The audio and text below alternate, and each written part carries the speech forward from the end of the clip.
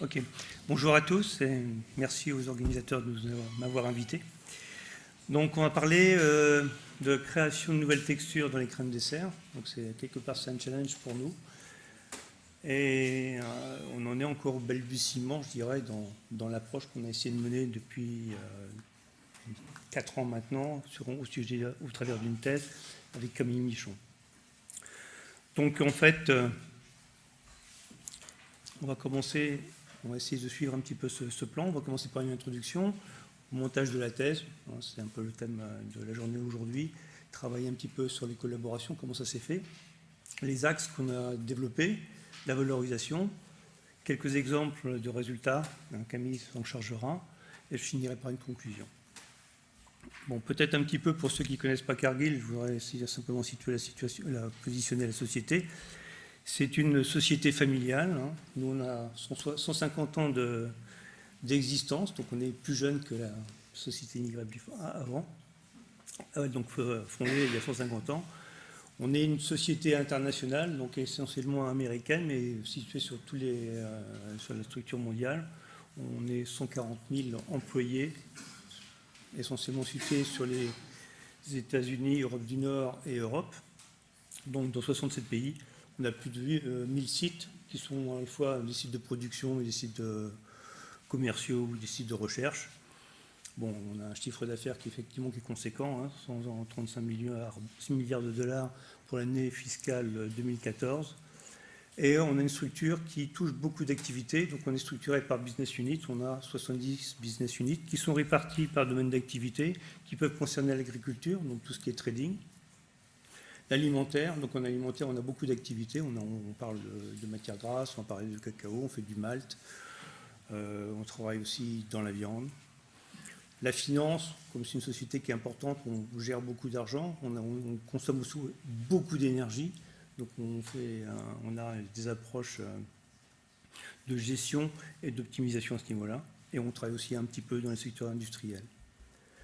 Concernant ma partie, donc Cargill Texturizing Solutions, c'est une des 70 BU qui est spécialisée dans la texturation.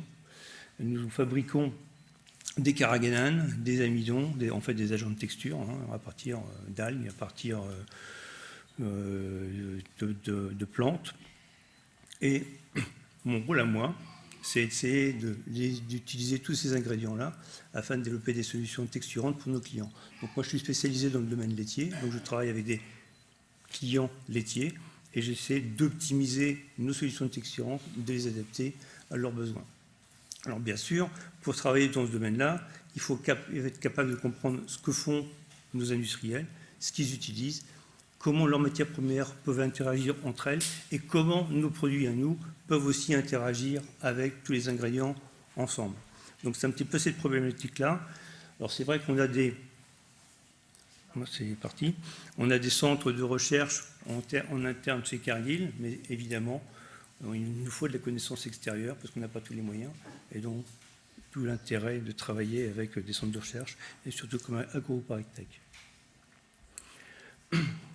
Alors là, cette collaboration, elle existe depuis très longtemps. Ça fait 20 ans qu'on travaille ensemble. Alors maintenant, pas forcément à travers des thèses, mais à travers plein de sujets. On travaille beaucoup avec des stages ingénieurs. On a déjà travaillé sur 3 thèses. On travaille lors de colloques ou des projets communs comme les derniers Canal, C ou Europe, MB Maps. On travaille sur des sujets aussi variés. Donc on a des thèmes privilégiés. C'est vrai que nous on travaille sur la texture. Donc la rhéologie nous intéresse beaucoup. On a des équipements, mais des équipements innovants qui peuvent exister ailleurs. L'analyse sensorielle, on vend la texture, donc aussi la caractérisation de la texture est très importante. La structure, interaction, comme je vous disais tout à l'heure, à partir du moment où on met des texturants en œuvre dans une application, il y a plein de phénomènes qui se passent. Alors soit des interactions entre ingrédients, soit des effets process. Donc tout ça, c'est très important à comprendre.